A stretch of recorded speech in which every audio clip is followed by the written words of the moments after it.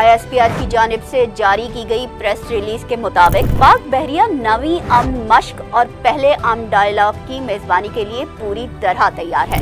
ये मश्क 7 से 11 फरवरी तक जारी रहेगी।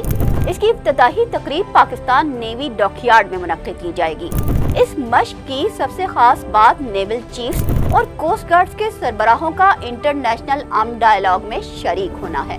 अब ये जो अमन डायलॉग होने जा रहे हैं, इसमें दुनिया भर की सीनियर अस्करी क़यादत इलाकाई सलामती और समंदरी खतरा से निपटने के लिए मुश्तरका हिकमत अमली तैयार करने पर गौर करेगी। नाज़रीन, ये अमन मशक़ें 2007 से हर 2 साल बाद मुनक्किद की जा रही हैं।